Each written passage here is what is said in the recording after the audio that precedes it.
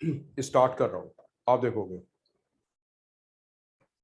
तो students now इसके बाद बात आती है चार्जिंग ऑफ ए कैपेसिटर। तो चार्जिंग ऑफ ए कैपेसिटर में उसके पहले आपको एक चीज याद रखनी है, एक सेल के बिहेवियर को याद रखना है कि अगर कोई सेल है और उस सेल के पॉजिटिव से कुछ क्यू चार्ज, पॉजिटिव चार्ज बाहर आता है, जब भी सेल के पॉजिटिव से प्लस क्यू चार्ज बाहर आएगा तो जब सर्किट कंप्लीट है तभी ये बाहर आएगा।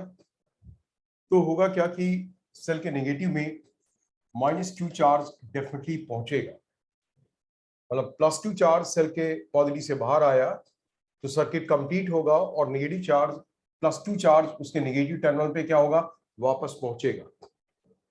या इसी फेनोमेनन को हम ऐसे बोलते हैं, ये डिफरेंट फेनोमेना नहीं है, ये मतलब जो मैं बता रहा हूं नीचे, आप इसे ऐसे नहीं होगा कि ये इट्स ए डिफरेंट फेनोमेनन। इसी चीज को हम ऐसे भी बोलते हैं कि माइनस क्यू चार्ज बैटरी के नेगेटिव से बाहर आएगा और वो बैटरी के पॉजिटिव में माइनस क्यू चार्ज अंदर एंटर करेगा। It is the same phenomenon.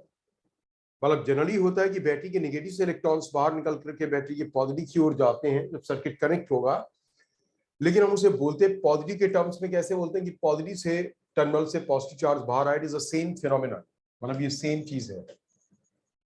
और जब ऐसा होगा तो हम बोलेंगे कि सेम फिनोमेनन। आप नोट करते जा रहे होगे। जब ऐसा हो तो हम बोलेंगे battery is getting discharge, battery discharge हो रही है। बैटरी गेटिंग डिस्चार्ज का मतलब क्या हुआ कि इसकी केमिकल एनर्जी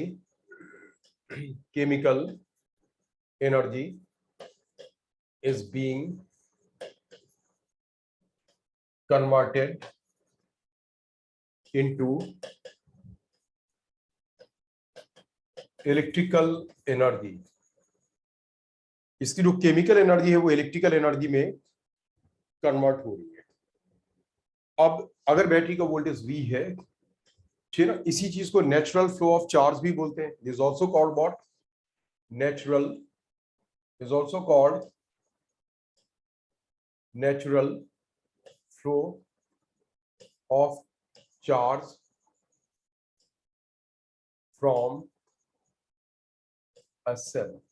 एक सेल से, मतलब फ्यूचर में जब आपको कभी भी है तो याद क्या रहना चाहिए, नेचुरल फ्लो ऑफ चार्ज तब होगा जबकि बैटरी के पॉजिटिव से पॉजिटिव चार्ज बाहर आएगा और वही पॉजिटिव चार्ज बैटरी के नेगेटिव में एंटर करेगा, या फिर बैटरी के नेगेटिव में से नेगेटिव चार्ज बाहर आएगा और बैटरी के नेगेटिव में एंटर करेगा। ठीक है, और इस केस में बैटरी डिस्चार्ज होगी, मतलब बैटरी का जो फंक्शन है केमिकल एनर्जी को इलेक्ट्रिकल एनर्जी में कन्वर्ट करना वो करेगी। अब बैटरी एनर्जी देगी कितनी, तो इस केस में जब बैटरी के एक टर्मिनल से दूसरे टर्मिनल पे चार्ज ट्रांसफर कितना हुआ, Q, in B is the voltage of the battery or the potential difference of the battery, तो energy given by the cell, मेरे से कई बार बैटरी बोल जाता हूं, कई बार सेल। सेल मींस एक सिंगल सेल, बैटरी मींस एक कॉम्बिनेशन ऑफ सेल्स, ठीक है ना। So energy given by the cell equals to Q into V। Battery उस केस में सेल इतनी एनर्जी देगा। अब जब इसका उल्टा होगा तो सारी चीजें भी उल्टी होंगी। मींस व्हाट, इसका रिवर्स क्या, आपने ये सब कुछ नोट किया होगा बच्चों। इसका रिवर्स ये होगा कि बैटरी के पॉजिटिव से नेगेटिव चार्ज का बाहर आना और उस नेगेटिव चार्ज का नेगेटिव में अंदर जाना, बैटरी के नेगेटिव से पॉजिटिव का बाहर आना और पॉजिटिव का पॉजिटिव में अंदर जाना, this is what it is the unnatural flow. Unnatural flow battery से ऐसा होगा, अननेचुरल फ्लो। ऐसे कैसे होगा, मैं भी आपको एक सर्किट डायग्राम्स के थ्रू एक्सप्लेन करूंगा।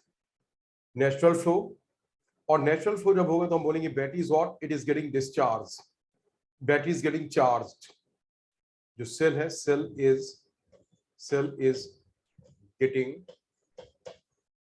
चार्ज्ड, सेल की चार्जिंग हो रही है और ये एनर्जी ले रहा है। इसके पहले it was giving energy, now it's taking energy. Energy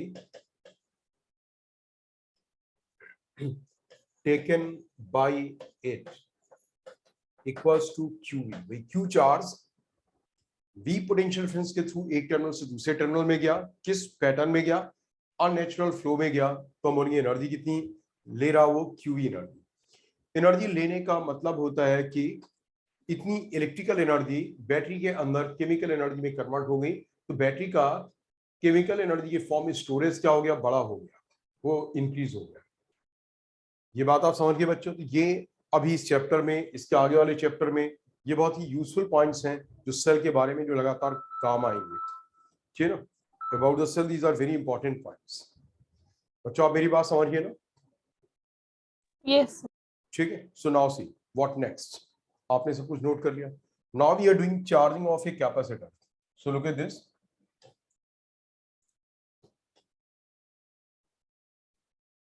charging of a capacitor. तो चार्जिंग ऑफ ए कैपेसिटर में है कि अगर आप एक C कैपेसिटी के कैप्चर को B वोल्ट्स की बैटरी से कनेक्ट कर देते हो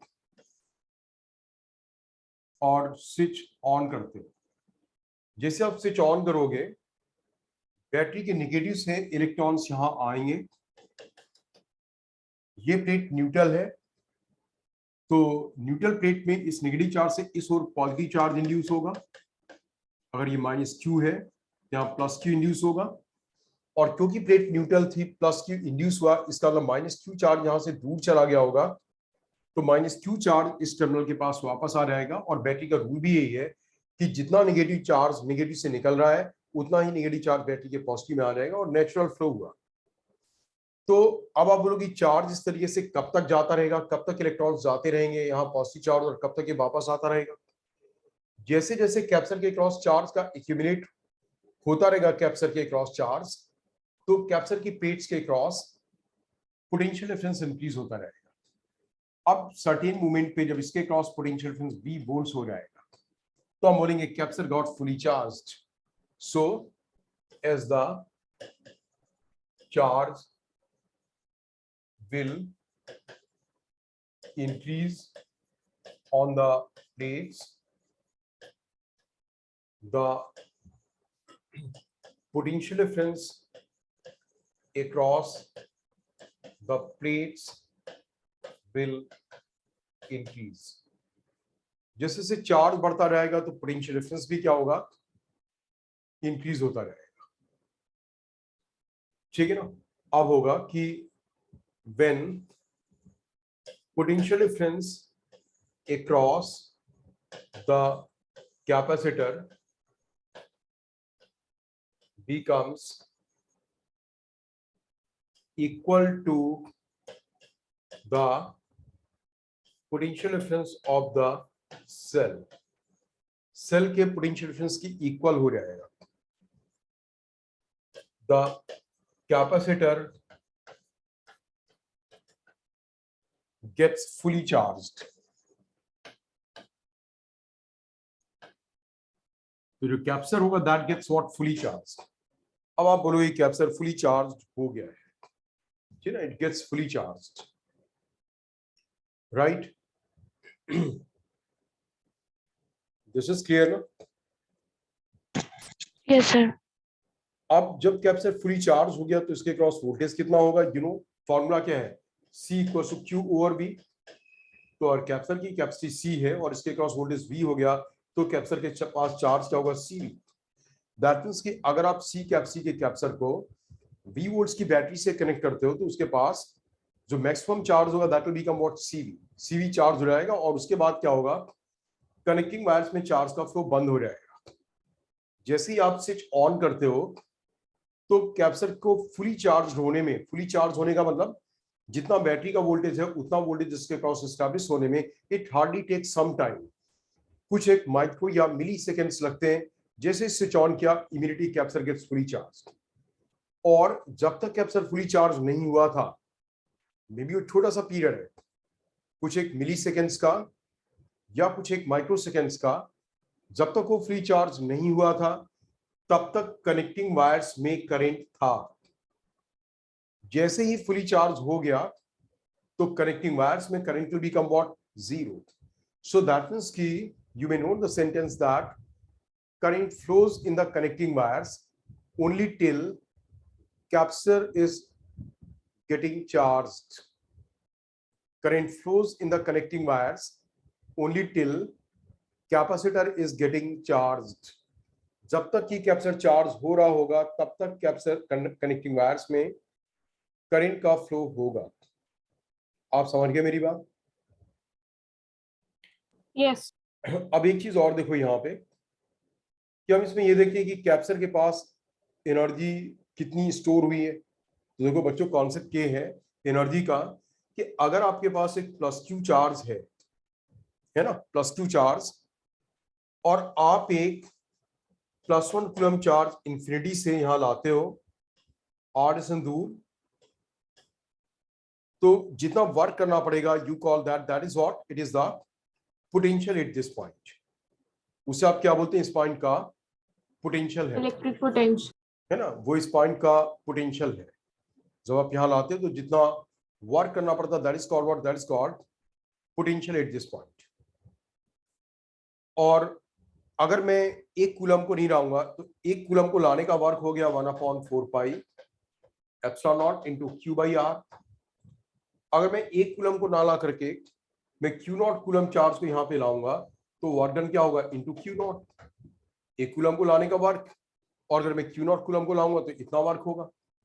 और ये वर्क इस सिस्टम के पास में, क्योंकि हम कंजर्वेटिव फोर्स के अगेंस्ट वर्क कर रहे हैं, तो ये वर्क सिस्टम में इलेक्ट्रिकल पोटेंशियल ये फॉर्म स्टोर होता है ना, इलेक्ट्रिकल पोटेंशियल ये फॉर्म स्टोर होता है।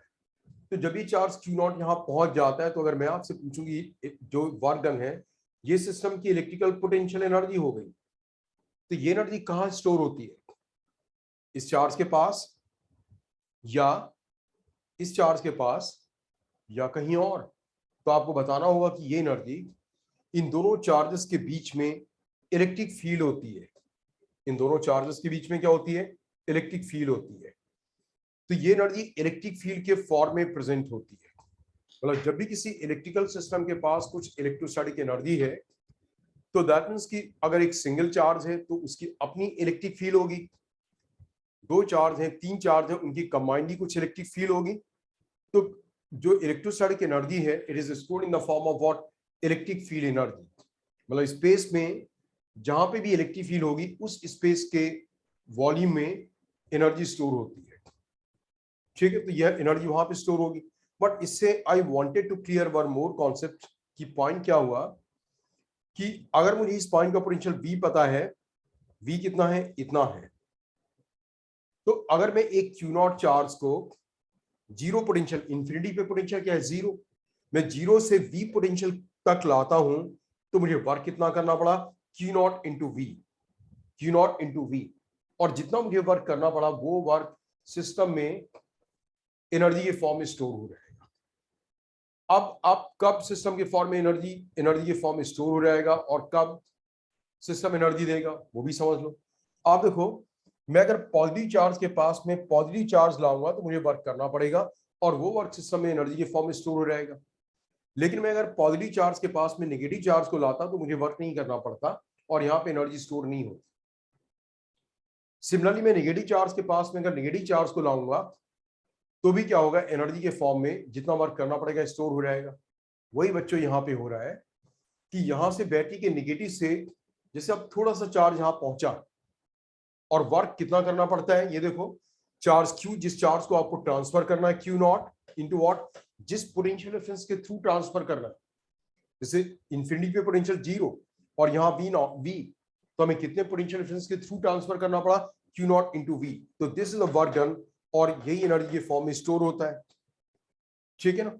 बस आपको ध्यान रखना है कि अगर आपको पॉजिटिव चार्ज के करीब ले जाना है यानी कि हाई पोटेंशियल की ओर ले जाना है तो वर्क करना पड़ेगा और एनर्जी के फॉर्म में स्टोर होगा, या फिर आपको नेगेटिव चार्ज नेगेटिव के करीब ले जाने हैं। तो नेगेटिव के करीब क्या होता है, पोटेंशियल लो होता है। तो नेगेटिव चार्ज को अगर आपको हाई पोटेंशियल से लो पोटेंशियल ले जाना तो वर्क करना पड़ता है, और अगर पॉजिटिव चार्ज को लो से हाई पोटेंशियल तक ले जाना तो वर्क करना पड़ता है। और वर्क का अमाउंट कितना होगा, जितना चार्ज आप ट्रांसफर कर रहे हो मल्टीप्लाइड बाई जहां से ट्रांसफर कर रहे हो वहां से उस पॉइंट का पोटेंशियल डिफरेंस कितना होगा उससे मल्टीप्लाई कर दो, ठीक है ना। सो अब यहां देखो कैप्सर के केस में क्या हुआ कि जब यहाँ पे थोड़े से इलेक्ट्रॉन्स गए तो यहाँ पे नेगेटिव पोटेंशियल आ गया। अब आप फर्दर इलेक्ट्रॉन्स को उसी नेगेटिव पोटेंशियल पे ले जा रहे हो, दैट मींस कि बैटरी को वर्क करना पड़ेगा, और जितना वर्क करना पड़ेगा वो एनर्जी के फॉर्म में स्टोर हो।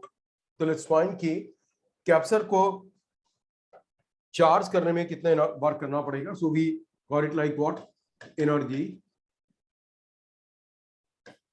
स्टोर्ड ऑन ए कैपेसिटर, या ऑन की जगह इन करोगे, energy stored in a capacitor. So circuit वही सी का कैप्सर, V वोल्ट्स की बैटरी, पॉजिटिव नेगेटिव। अब देखो जब यहाँ पे -Q चार्ज पहुंचा है, यहाँ पे इंडक्शन से +Q आएगा और यहां से -Q चार्ज यहाँ वापस पहुंच जाएगा।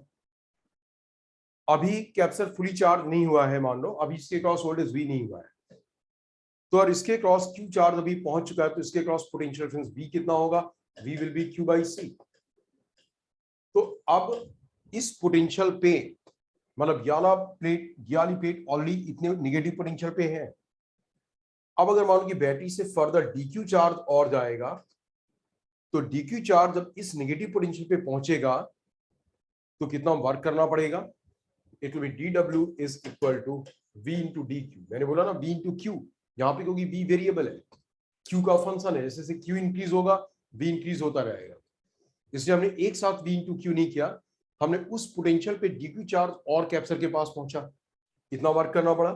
सो dW इक्वल्स टू V की जगह आ गया Q/C इंटू DQ। फिर अब मानो कि टोटल चार्ज इसके पास Q आता, जब ये फुली चार्ज हो जाएगा यहाँ -Q और यहाँ पे +Q आता, तो आपने से 0 से Q तक इंटीग्रेट किया, ये टोटल वर्क डन आ गया, और जो टोटल वर्क डन होगा वही एनर्जी स्टोर होगी इसके पास। चार्जिंग में जितना वर्क करना पड़ा वो क्या होगी, एनर्जी, तो एनर्जी कैप्चर की आ गई। Q dQ का इंटीग्रेशन होगा Q²/2, C तो कांस्टेंट है, वो तो 1/C बाहर आ गया, तो Q dQ का इंटीग्रेशन क्या हुआ, Q²/2, so that becomes half Q²/C, this energy. अब आपको ये भी पता है कि जब चार्ज Q है, बाद में इसके क्रॉस वोल्टेज क्या आ गया, V, वही बैटरी का वोल्टेज हो गया इसके क्रॉस, तो Q will be equal to what, CV। Q की वैल्यू क्या होगी, CV। तो अगर आप Q की जगह CV डालोगे तो C²V²/C, so that will become what, half CV², and that is also equal to, अगर आपको Q और V के फॉर्म में निकालना ये, तो आप C की जगह डालोगे Q/V, C की जगह क्या डालोगे, Q/V। तो जब आप यहाँ पे C की जगह डालोगे Q/V, एक Q से Q कैंसिल होगा और एक V ऊपर आ जाएगा, so this will become what, half Q।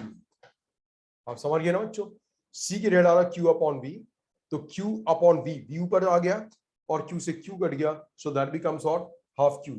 मतलब कैप्सर की एनर्जी के 3 फॉर्मूले आ गए। अगर आपको कैप्सर के क्रॉस चार्ज और उसकी कैपेसिटी पता तो इस वाले फॉर्मूले से एनर्जी निकालो, हाफ Q²/C से। अगर आपको कैप्सर की कैपेसिटी और उसके क्रॉस वोल्टेज पता तो हाफ CV² से निकाल लो।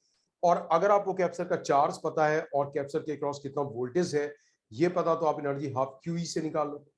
बट बच्चों एक चीज देखो, यहां पे बैटरी के नेगेटिव टर्मिनल से कितना नेगेटिव चार्ज बैटरी के पॉजिटिव में पहुंचा, Q। नेगेटिव टर्मिनल से -Q चार्ज बैटरी के पॉजिटिव में पहुंचे, तो बैटरी के लिए क्या हुआ, नेचुरल फ्लो ऑफ चार्ज, कितने अमाउंट का चार्ज का फ्लो हुआ, QE। तो अगर मैं यहां पे ये देखूंगा कि energy given by the battery, energy given by the cell, that equals what, QE। and you see surprisingly capacitor के पास जो एनर्जी स्टोर हुई है that is what, it's half QE। मतलब इस प्रोसेस में, चार्जिंग की प्रोसेस में जो एनर्जी दी है बैटरी ने, that is QE, और कैप्सर के पास एनर्जी कितनी आई, half QE।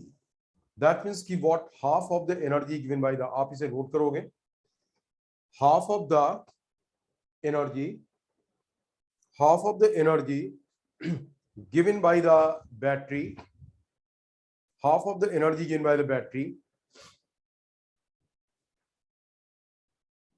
is converted in the form of heat, across the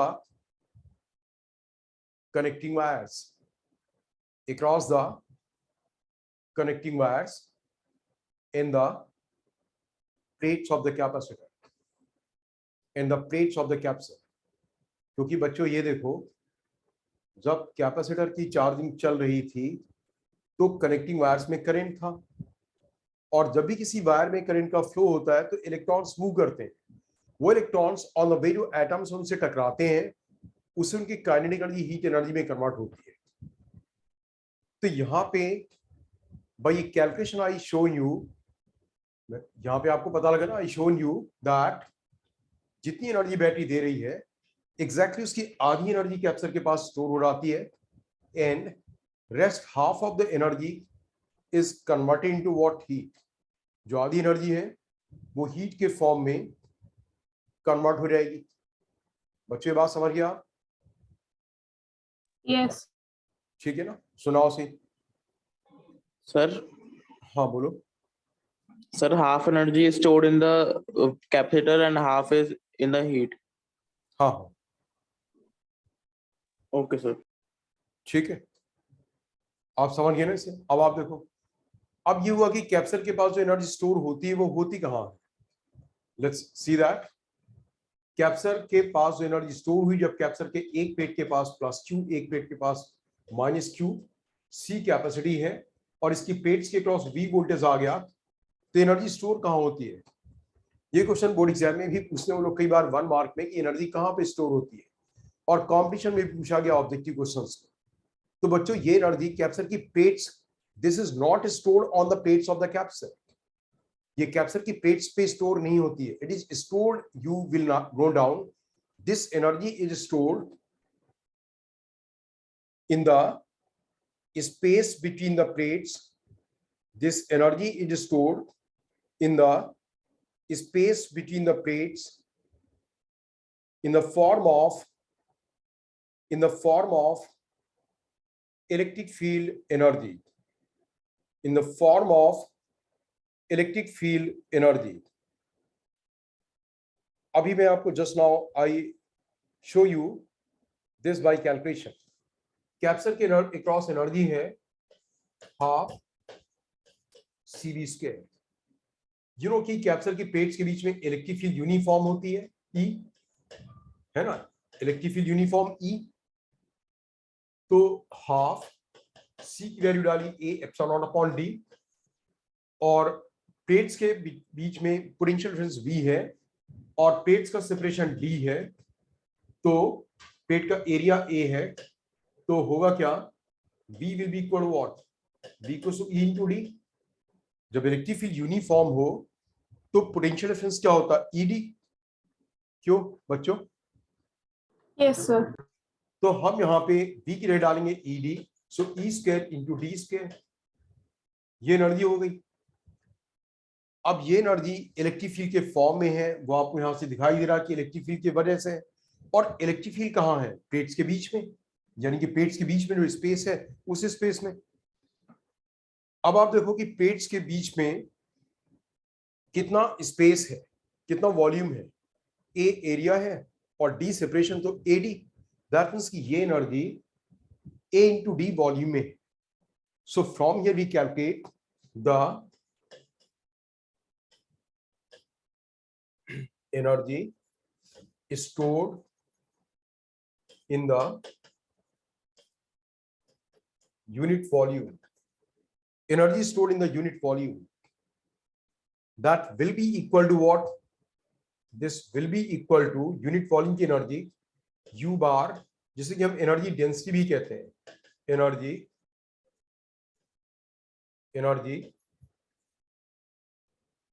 density equals to, आप देखोगे ये एनर्जी डेंसिटी आ जाएगी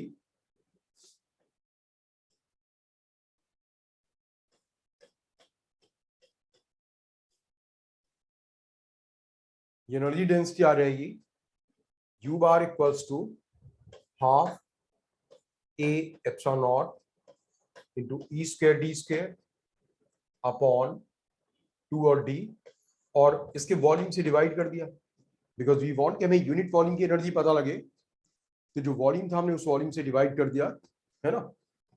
तो A से A कट जाएगा और D स्क्वायर से D स्क्वायर कट जाएगा, तो बचेगा क्या, half epsilon not E square.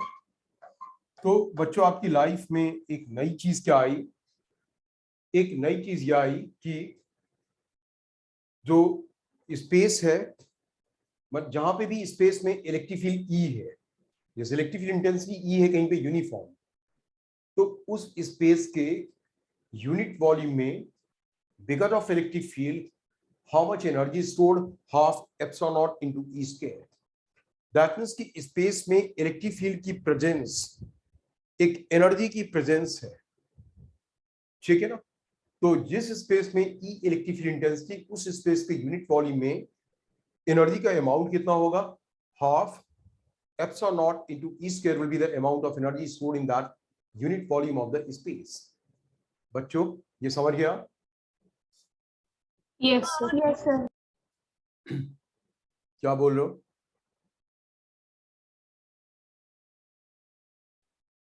ठीक है, मैं आगे बढ़ रहा हूं। अब आप देखोगे Yes. नाउ से, तो ये हो गया energy stored across the capacitor.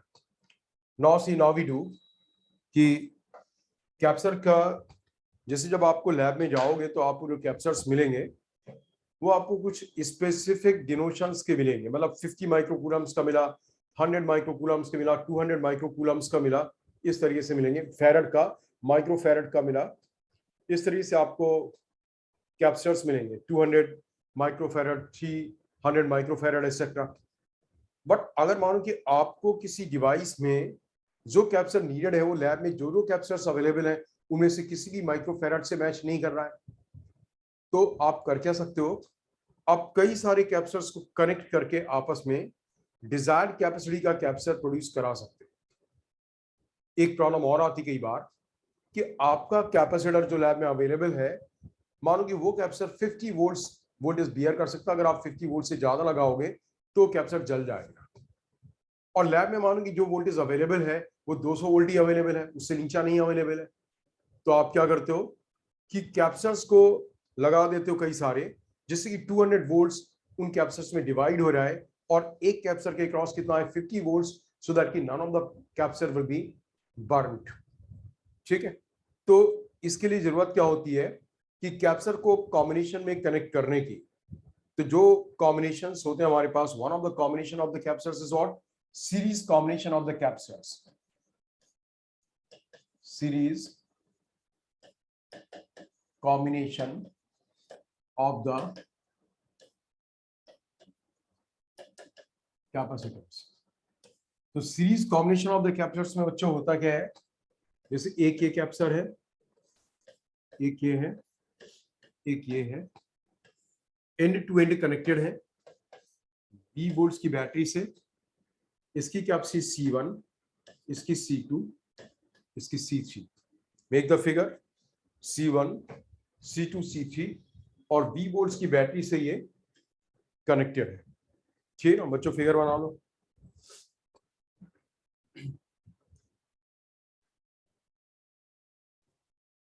ठीक है, Yes. अब देखो सीरीज कॉम्बिनेशन कब होगा, जबकि capacitors end to end connected है। ठीक है ना, बोर्ड एग्जाम से तो जनरली ऐसे ही आएगा, बट उसके बियॉन्ड कॉम्पिटिशंस के लिए आप ध्यान से देखोगे कि सीरीज कॉम्बिनेशन बीच में रेजिस्टेंस आ गया या फिर बीच में बैटरी आ गई, दो कैप्चर्स के एंड टू एंड कनेक्शन के बीच में रेजिस्टेंस आ गया या बीच में बैटरी आ गई। ठीक है ना, या एक और डिवाइस आप फ्यूचर में करोगे, इंडक्टर होता है, इंडक्टर, और एक कैप्चर आ गया, ये सब कुछ सीरीज है। दिस ऑल व्हाट, यानी कि बीच में कुछ और आ गया तो अब ये सीरीज नहीं है, this all series. What is not in series, अगर आपके दो कैप्चर्स के बीच में कोई ब्रांच आ गई और उस ब्रांच में कुछ भी कनेक्टेड हो, रेजिस्टेंस, बैटरी, इंडक्टर, कुछ भी कनेक्टेड है, दो कैपेसिटर्स का एंड टू एंड कनेक्शन तो है, बट बीच में एक ब्रांच आ गई तो they are not in series. अब ये सीरीज में नहीं है, not in series. And not in series does not mean कि दे आर इन पैरेलल। ऐसे भी कॉम्बिनेशंस होते हैं जिसमें कि वो सीरीज में भी नहीं है, पैरेलल में भी नहीं है। तो सीरीज में कब है और सीरीज में कब नहीं है, ये पता लग गया। अब बच्चों ये देखो, सीरीज में कैपेसिटर्स की चार्जिंग कैसे होती है। -q चार्ज यहां से निकलेगा, वो -q यहां आ जाएगा, और ये प्लेट न्यूट्रल है, यहां +q डेवलप हुआ इंडक्शन से, और इसका जो नेगेटिव चार्ज, क्योंकि न्यूट्रल थी, तो इसका जो -q चार्ज है वो यहां आ गया, और ये प्लेट न्यूट्रल है, तो इसका +q चार्ज इंडक्शन से यहां आया, तो न्यूट्रल प्लेट पे जब +q चार्ज आया है तो -q चार्ज ऑब्वियसली से दूर जाएगा, तो -q चार्ज यहां आ गया, और +q चार्ज इंडक्शन से इस वाली प्लेट पे डेवलप हुआ, और -q चार्ज यहां से बैटरी के इस टर्मिनल में आ जाएगा।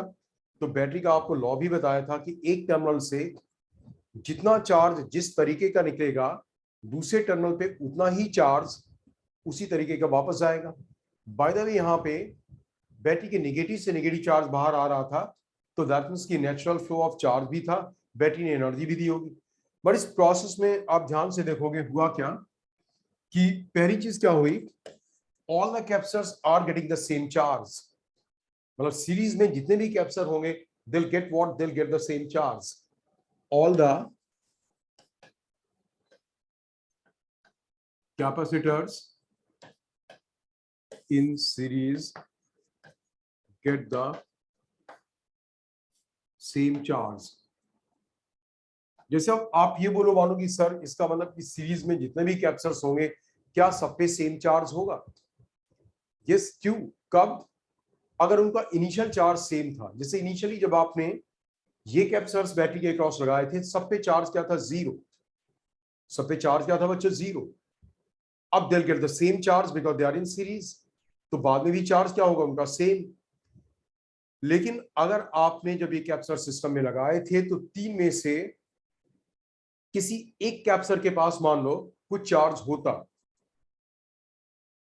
तो बाद में क्या होता, एक के पास पहले से कुछ चार्ज था, सीरीज कॉम्बिनेशन में लगाने में तीनों को सेम चार्ज मिलेगा। सीरीज कॉम्बिनेशन में तीनों को क्या होगा? सेम चार्ज मिलेगा, बट बाद में चार्ज सेम नहीं रह जाएगा, क्योंकि एक के पास मानो सबको 5-5 माइक्रोकूलम चार्ज मिला और एक कैपेसिटर के पास ऑलरेडी कुछ चार्ज था, तो चार्ज उसके पास क्या हुआ? ज्यादा। यानी सीरीज में जब कैपेसिटर की चार्जिंग होती है, डिस्चार्जिंग होती है, तो जितने भी कैपेसिटर्स होंगे उन सबको सेम चार्ज मिलेगा।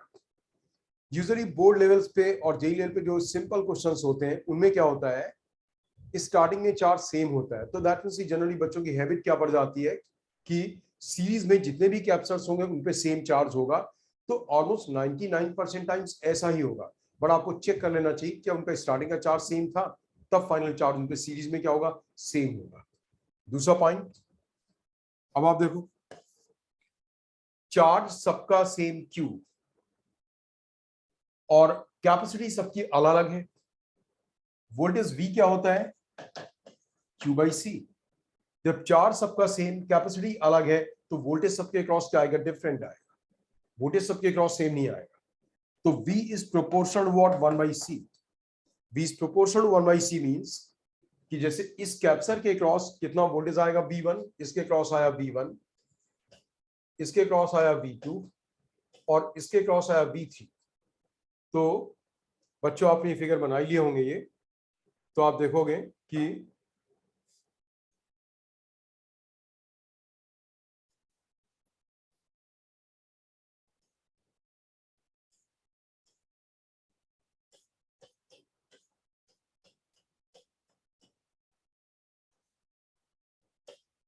आप देखोगे कि V1 की वैल्यू क्या होगी?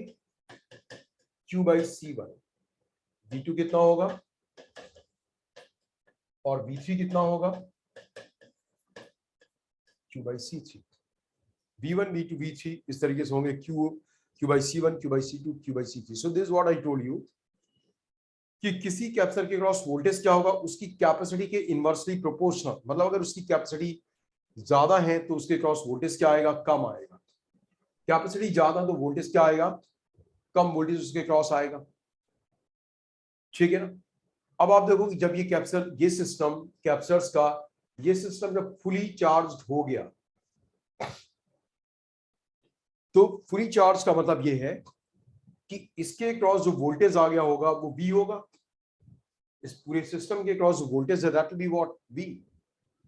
इसके क्रॉस बच्चों जो वोल्टेज होगा that will be what, it will B V, क्योंकि ये फुली चार्ज हो गया है। तो तीनों के क्रॉस मिलकर के जो वोल्टेज हुआ that is what, V equals to V1 plus V2 plus V3, ये हुआ। ठीक है ना।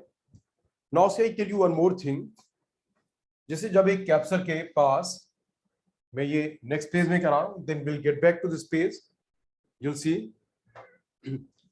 जब एक कैपेसिटर के पास एक प्लेट के पास +Q चार्ज है और एक के पास -Q चार्ज है, तो आप क्या बोलेंगे बच्चों, जैसे ही ये सेशन ओवर होगा तो मैं 5 मिनट के बाद दूसरा सेशन स्टार्ट कर दूंगा।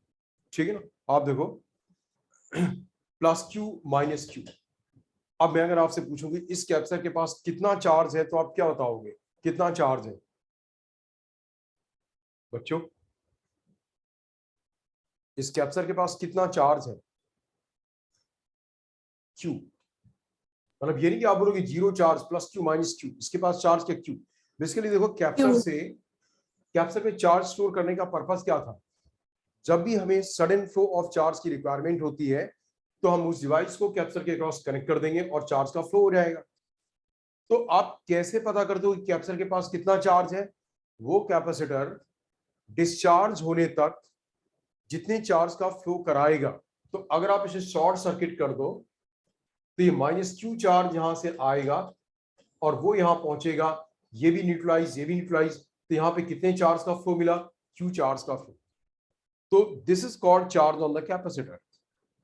अगर मान लीजिए ये बोला जाए ये +5 कूलम्स है, माइक्रोकूलम्स, और ये -3 माइक्रोकूलम्स है। अब बोला जाए कि कैपेसिटर के पास कितना चार्ज है, तो आप देखो